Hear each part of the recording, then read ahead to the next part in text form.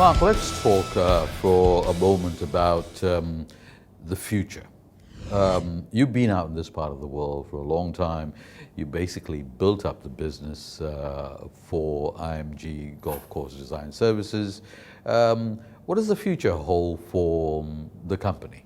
Well, if you're talking about IMG Golf Course Services, which is my little area within IMG, it's very exciting. The future is very exciting. The present is very exciting. I think what we're seeing, especially in a place like China, which is developing a huge number of golf courses, and where IMG has had a big piece of the action in terms of golf course design and golf course management.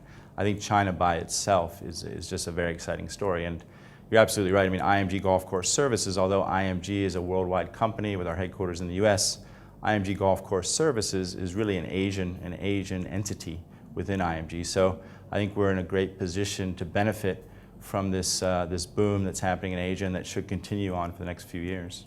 Is the boom pretty much confined to China, or do you see it sort of, in other parts of Asia? Well, if you're talking about a boom, I would say yes, China. I think if you're looking at opportunities, there's definitely lots of opportunities in other parts of Asia. I mean, China, is probably 80 or 90% of the new deals that we've been involved with in 2009. But I think if you're looking for opportunities, there are plenty of other places in Asia. I think Korea will continue to be a good golf market. The projects there take longer to come to fruition, and they do have a land issue. But the Koreans are the most golf crazy country in the world, so I think Korea will present opportunities for people in the golf industry for many years to come. I think a place like Vietnam they have some beautiful sites along the coast.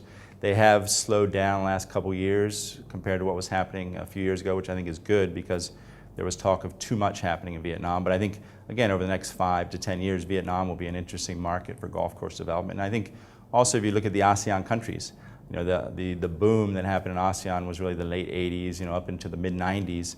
So we probably won't see a repeat of that, but there are going to be projects, and we're in discussions right now with some projects in Malaysia and Thailand, Indonesia. So I think you might not call it a boom, but I think there will be opportunities in these countries as well. What about renovation work in the ASEAN region? That's going to be big, and I think as we've seen in the U.S., renovation work has become very important for design companies. We are also starting to see that. Singapore is a good example. I mean, almost all the courses here are doing renovations. But yeah, a lot of these golf courses that are now 15, 20 years old, they are going to need renovation, either because of the maintenance standards that haven't been kept up, or they need to add some length because of the new technology. But the renovation business will be a big business, I think, in ASEAN. Any interest in the Indian subcontinent? Of course, there's lots of interest in India. That's just been very slow to materialize. We have taken a close look. IMG does have an office in India.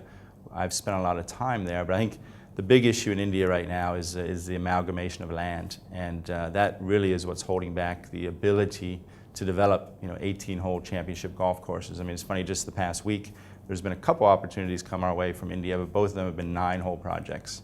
And I think that's really indicative of the problems in India of acquiring the land that you need for 18 holes. But I think, given its history, which everybody talks about, the length, the longevity that golf has had in India, the rising middle class, the real estate market, for all those reasons, India is definitely a market to watch. You reckon this problem is going to prevail for a little while to come in India? Well, I'm not an expert on it, but from what people tell me, I think it is. I mean, getting title to land is a laborious process in India, and I think that's going to be the main hindrance to the development of the number of golf courses, for example, that we're seeing in China.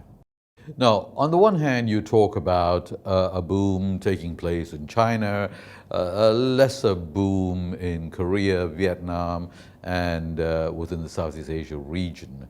Now, are there any challenges, any problems that you see? Well, there are challenges, and I think some of there's some potential challenges with talk about the Chinese government regulating, or I don't know if we want to use the word banning golf courses, but we actually welcome regulation. I think as long as they're not going to come in and say no new golf courses should be built, I think there does need to be regulation. There does need to be a black and white approval process for golf courses, and to make sure that golf courses are being developed in a commercially viable and environmentally sustainable way. We welcome these kind of regulation as long as it is something that we know we can see the roadmap and we know which way to go and what we need to do in order to get these approvals. But I think one of the hindrances and one of the obstacles will be which way the Chinese government goes on regulating golf course development.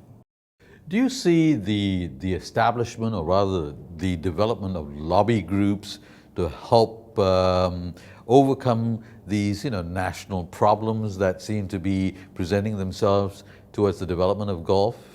Yeah, it's important. I mean, golf is an easy target. It's seen as a sport of the rich. It's these rich real estate developers taking land from the poor farmers, and obviously the story's been told over and over, and it's not entirely accurate in terms of these descriptions of golf. And golf done in a proper way can actually add so many things in terms of environmentally, in terms of jobs. So I do think it's important, and I know that you and I have both been working in the Asian Golf Industry Federation, and hopefully that body can also become a bit of a lobbyer for sending out the positive messages about the golf industry.